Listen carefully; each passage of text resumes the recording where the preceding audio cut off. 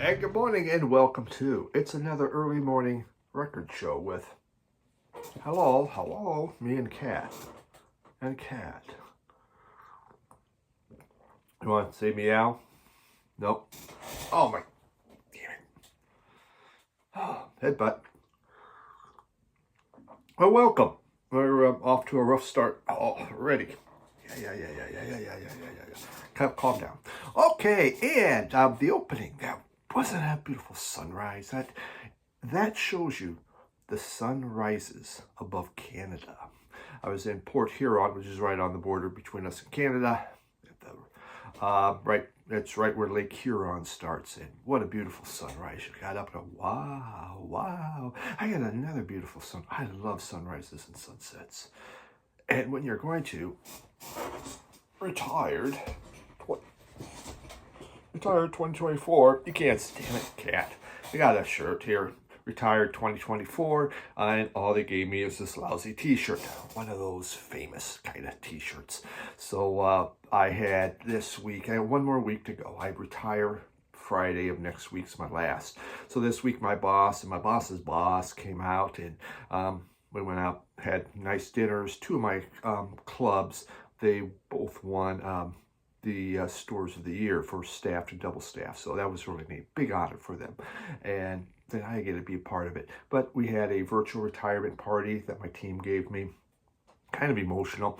They give you watches. Why do you get watches when you retire? What is it what's with watches and clocks? So is it because you now have all the time in the world? So they give you that? Does it mean you're running out of time? So here's this. Does it mean just something to watch? You can watch time go by. I don't know, but you always get watches. I got a pocket watch. I don't know why. I mean, it's nice. Believe me, I like it. I like it a lot. It's very nice. They gave me a desk clock. It's very nice. But why do you get watches? I don't know. Okay. But it was a great time. Really, really nice. I had some VCLT given to me. I met Michael Christensen. He is working on his new album. Should be out fairly soon. And we got together. And he came up here and we met. And so, and I will be showing these in an upcoming episode, which I'll be filming here. Here we have, oh my God. Cat, you are just such a pain in the ass here. Oh God. Blah, blah, blah, blah. It is, yeah, it's actually, it's a lot of it's in Japanese, and now I can't.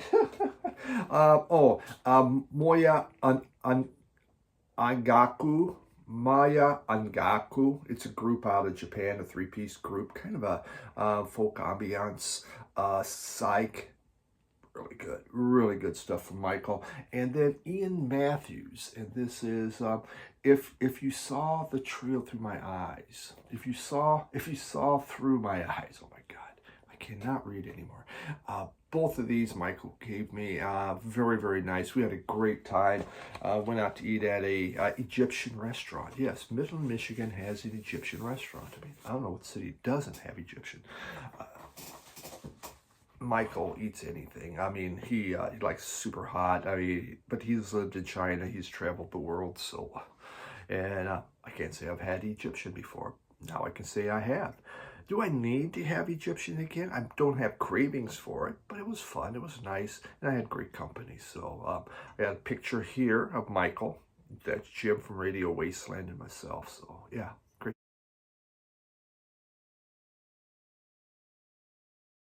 times. Cheers. Thank you, Michael. Van Gogh. Love Van Gogh. So that's kind of, yeah, I have 1 week left to work. We're on to the last week now. Pretty exciting. And then off to Colorado.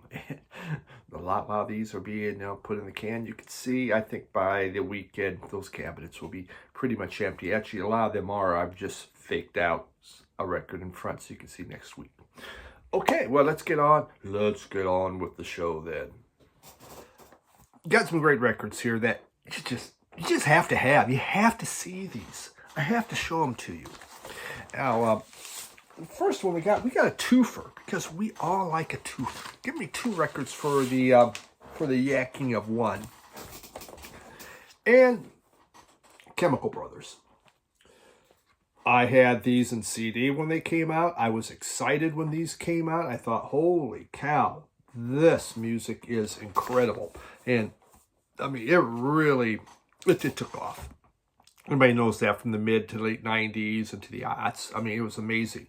Chemical Brothers out of Manchester, Rob Walker, formed in 1989, still happening.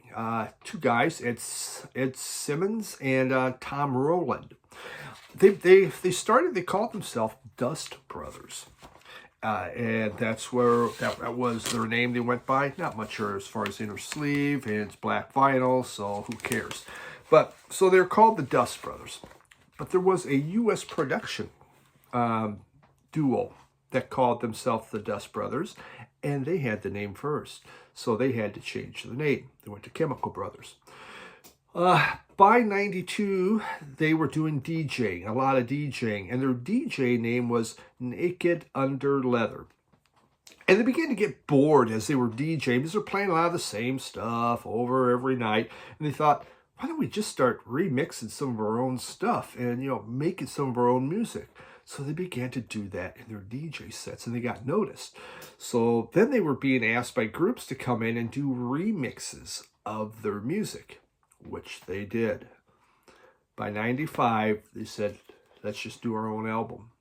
And that is this, Exit Planet Dust. Now, the title Exit Planet Dust comes from the fact that they had to give up their name, the Dust Brothers. And wow, this, if you remember, I'm sure all of you remember when that came out. It's like, holy cow, what the heck? This was something. I mean, it had the first song, Leave Home, on here, which was just this euphoric musical concoction. I mean, you think about it, it was just this driving fuzz bass line and these drum track and distorted guitars, and then they had these vocal loops happening on there. It was so powerful. It was like pushing punk and metal and with the creativity of techno and hip hop. It was all in there. It was what a song. Now, to me, I think it's the best song on the album, and the rest were good, but Leave Home, it caught your attention, was everywhere. Well, a couple years later, they came out with this, and this is Dig Your Own Hole, their second album. Got a little gatefold happening here. And on this one, really, they were bolder, I think more adventurous in what they were doing. They like to just put these little round, little oval things. So obviously it means something to them that I am not part of the hip crowd that knows. See, there was 1, 2, 3. Oh, that's the sides. That's side 4, side 3. Got it. This had the hit Block Rockin' Beats. Give me some of those Block Rockin' Beats, which was just this incredible storming cacophony of sound. I mean, it was like hip hop meets hardcore techno. What a song. But there's some more good stuff on here. There's like Setting Sun, which basically it was kind of a sly homage to the Beatles song Tomorrow Never Knows. Just listen to it. This thing is it is just filled with distorted, rhythms and samples. And I mean, it is just relentlessly propulsive music. It is made to get your ass on the dance floor. Obviously, probably take some drugs, look at the bright lights, and away you go. When these came out, blew my mind. And now, it's, 30 years later, I like them. It's not as exciting. Some of it did get a little old. It's just like, oh, okay, here we go again. Similar. And maybe it's just the dance culture or whatever. Not the same when I was, my mid-30s as I'm in my mid-60s. I liked them. I love the hits. I really would have been satisfied with the greatest hits. They don't have greatest hits in vinyl. I could not find greatest hits in vinyl. I don't know why. But at least for the U.S., maybe there was overseas, but it's way too much money. So these are the two I really wanted because they had, the main hits I needed. But quite honestly, Chemical Brothers, I would have been perfectly happy with the greatest hits. I couldn't get it. So still, I like those two, and but not what it had been.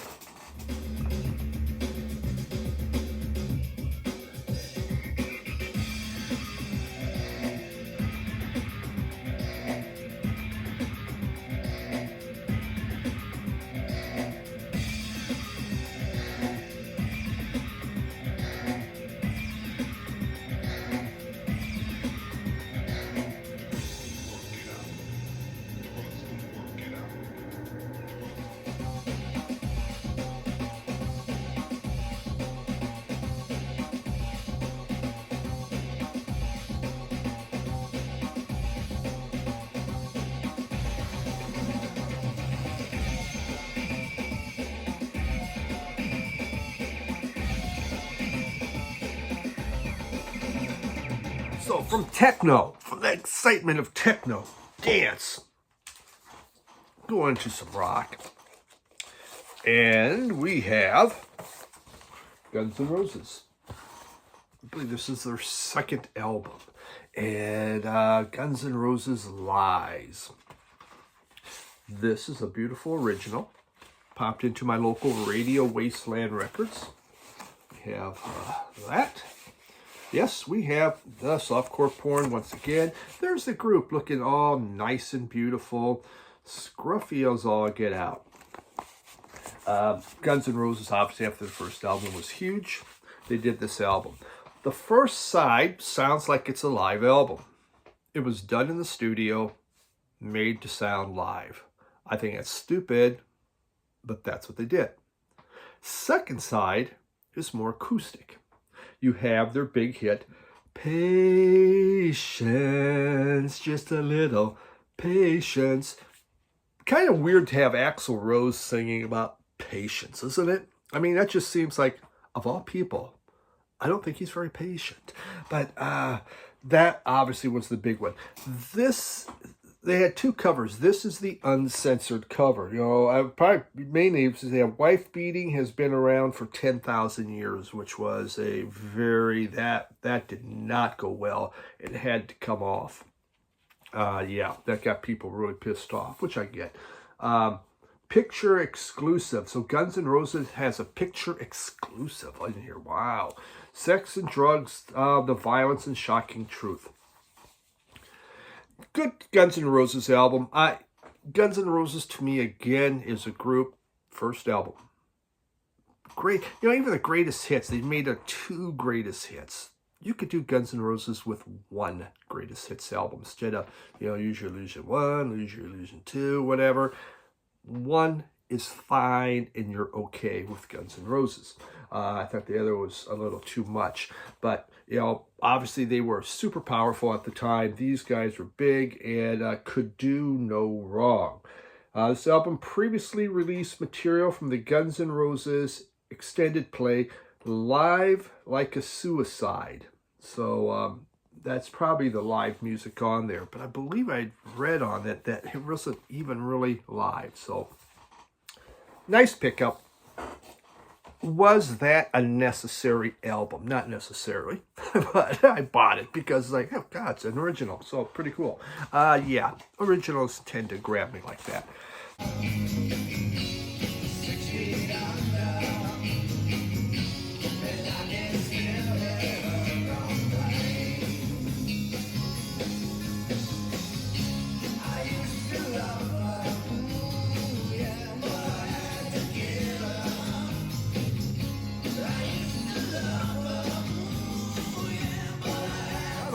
I don't always buy them. We had this, Alanis Morissette. This is the collection. Greatest hits. There we go. That's what I need from Alanis Morissette. Greatest hits. A product of Canada. Oh, Canada. And Man, you talk about having some hits, huh? In the late 90s. Oh my God, into the aughts, this gal was on fire. Of course, side one has Thank You, Head Over Feet, Everything Crazy, then goes into Ironic. Just, man, that gal could write. You know, she learned piano at a very young age. Began working within the industry quite young. Finally got things put together by the mid-90s. And, you know, she had some other albums.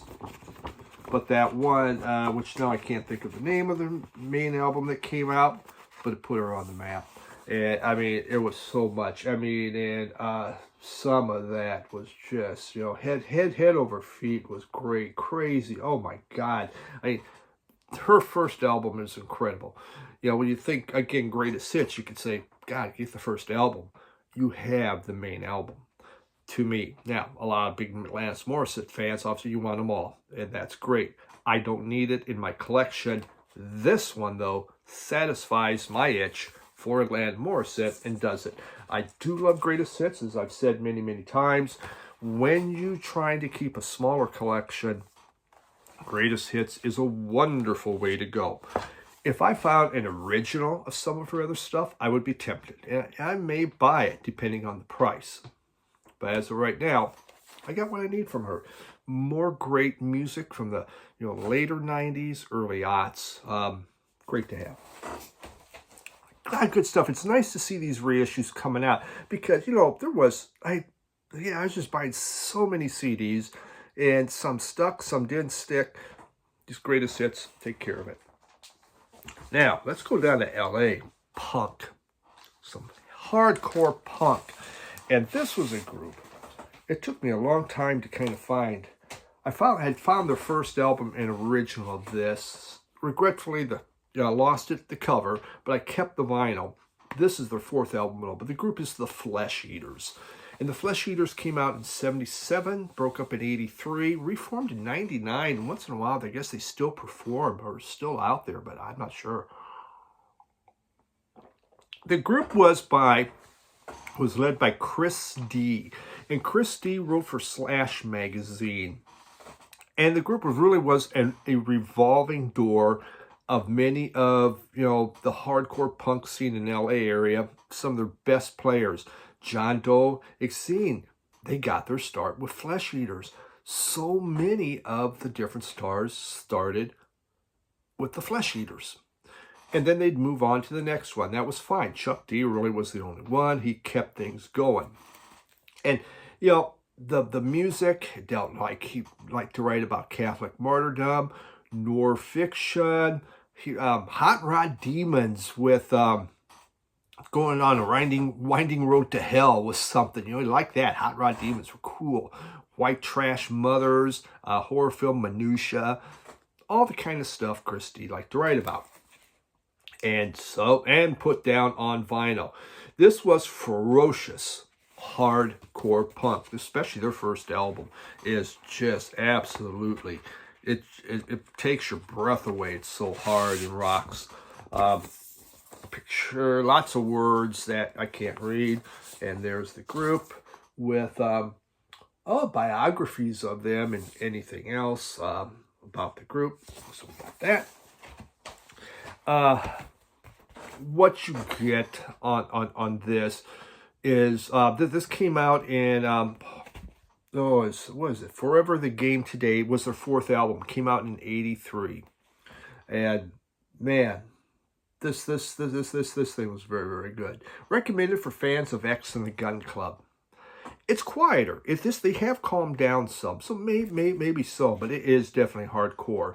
And there's just this pure blast. You have high energy stomp happening on this thing.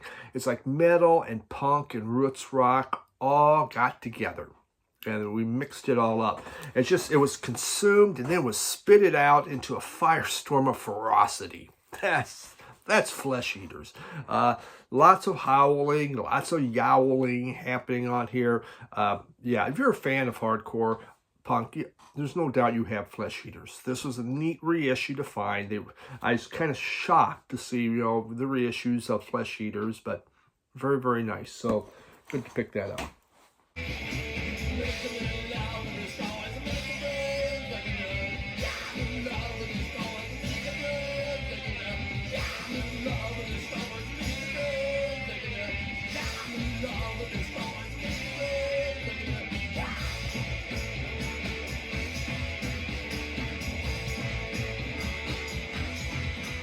Then we moved to Seattle. And in Seattle, we had Dharma Bums. The Dharma Bums. Formed in 87, broke up in 92. I think they've gotten together once in a while since then. They're out of Portland. Kind of garage rock, alt rock. Their name, Dharma Bums, came from a Jack Kerouac book. And this act was really big and important. In fact, Nirvana was an opening act for them. Obviously, Nirvana began doing a whole lot better than Dharma Bums. The album, they never really made it big anywhere but in their own local scene. This is a nice original. Doesn't cost a lot. There you go. How did I learn about? I learned about Dharma Bums on a compilation. And I had some CDs, but I didn't have anything in vinyl. So exciting to get this thing. And this is, their debut, Haywire, came out in 1989. And it's really American indie guitar pop. I guess you could kind of call it. There's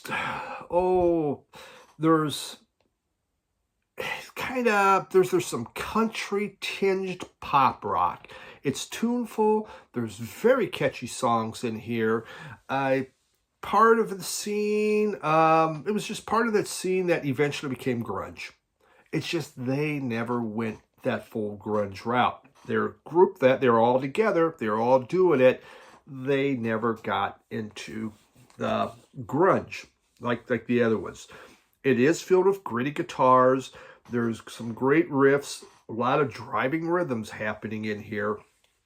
There's a few slower tunes, and quite honestly, I don't think they do the slower tunes that well. I think the faster ones are much better. Inexpensive album, some neat music. You listen to the sample, you can kind of decide what you think about them. But yeah, I'm happy to have that one into the collection.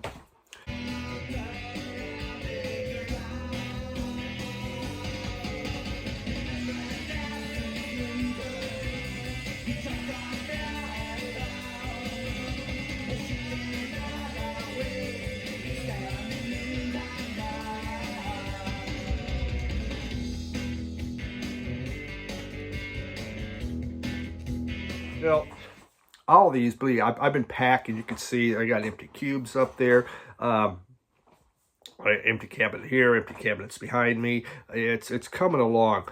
These are all ones I had. I just didn't go out and buy these. Okay, I'm catching up on everything I haven't shown here for the next few weeks, and keep putting these in the can. Then we have this, and bought this at Radio Wasteland. Jim there got. Convinced me to buy this. Jim, the record pushing store owner, he's very good at it. But you know what? He has great taste, and I trust his taste. Not much there. Sturgill Simpson. The Ballad of Dude and Juanita. And this came out in 2021. And of course, Sturgill Simpson, he makes a lot of stuff. He's all over the place. Interesting guy. It's a concept album. And it's a cinematic country western type of a concept album. It deals with, I believe, right after the Civil War. And the hero of this dude, he's trying to track down his kidnapped wife. His kidnapped bride, as a matter of fact, and looking for that. See, there's two lovebirds right there. And the music, there's like bluegrass, there's Latin, and there's country. And it's actually very, very interesting. And the more you listen to it, the more you like it. When I normally have bought this, no, but Jim really liked it a lot. It says, you got to think about this one. And so I bought it. I don't know, maybe he had an extra one. He's trying to, I got to move this. I can get Steve to get it. And he did. It's only 28 minutes long, but Yeah, it was recorded within just 1 week, so he did it quickly. And it's just kind of cool that his backing band, they're called the Hillbilly Avengers, like that, right? Because that's what it's about. This is about vengeance. See, dude, he gets shot. And I believe he gets shot by this guy that steals his wife. So he saddles up his trusty mule, Shamrock. And there's a whole song just about Shamrock, because Shamrock gets very tired in the relentless pursuit of this bad person. His trusty dog Sam comes along. And guess what? There's a song about Sam, but Sam dies. Dog gone, man. His dog is gone. Now his mule's tired. His dog's gone. What is dude going to do? Well, dude finds the man. And he kills, and the bad guy's name's McClure. And he kills him with one shot. And then a tomahawk chop to the head. Obviously, you don't need to buy the album now, because you know what happens.